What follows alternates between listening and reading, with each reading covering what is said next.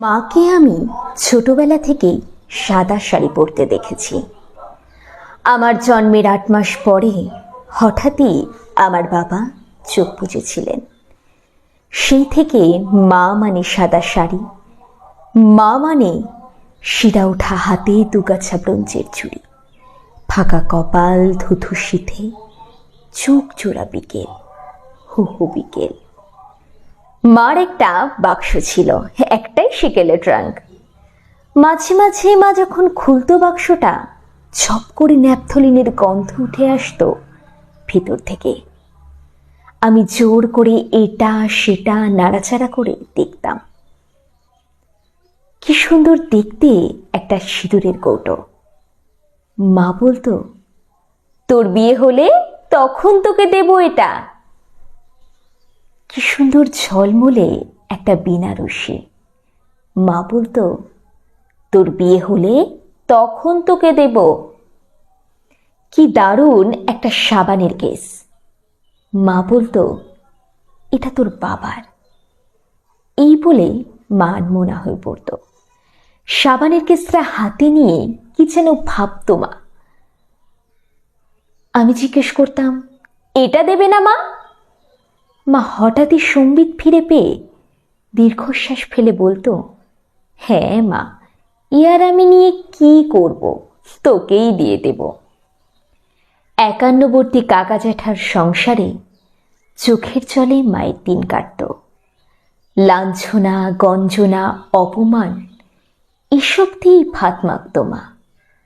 আমার সাদা শাড়ির মা, ফাঁকা কপাল, ধুধু শীতের মা, চোখের যাওয়ার আষ্টে পৃষ্ঠে জড়িয়ে থাকা বিকেল নিয়ে মা, আমার মা। অভাগীরও মাঝে মাঝে স্বর্গ লাভ হয়। আমারও বিয়ে হলো, ভালো ঘর, ভালো বর। মামারা এসে দাঁড়িয়েছিল। কাকা জ্যাঠারা যে যার আলাদা বাড়ি করে দূরে চলে গিয়েছিল অনেক আগেই। বিয়ের সময় সেলাই করে সংসার চালানো আমার মা আমার ট্রাঙ্কের সবকিছুই দিয়ে দিয়েছিল, শুধু ওই সাবানদানিটা ছাড়া। আমিও চাইনি। একলা ঘরের ছোট্ট তাকে চোখের সামনেই রেখে দিয়েছিল মা সাবানের সেই সুন্দর কেসটাকে, পাশেই পাট ঠাকুরের আসন। জামাই ষষ্ঠীর দিন দুপুরে বেদম খাওয়া দাওয়া শেষে খাটের উপর আধশোয়া হয়ে আরাম করে জমিয়ে সিগারেট খাচ্ছিল আমার বর।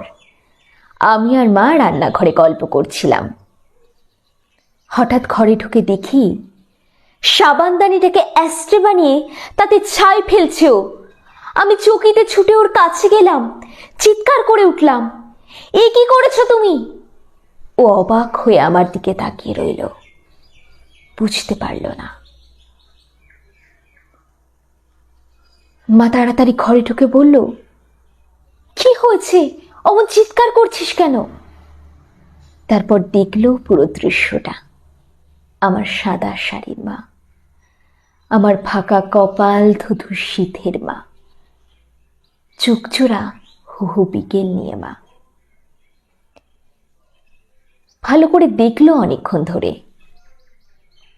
তারপর বলল, ও মা, এতে তো বকাবকির কি আছে? যা, অমন করতে নেই। সাবানদানিটা এবার তুই নিয়ে যাস খুকি, ওটা তো তোকেই দেবার কথা ছিল। যা, চায়ের জলটা বসাতো।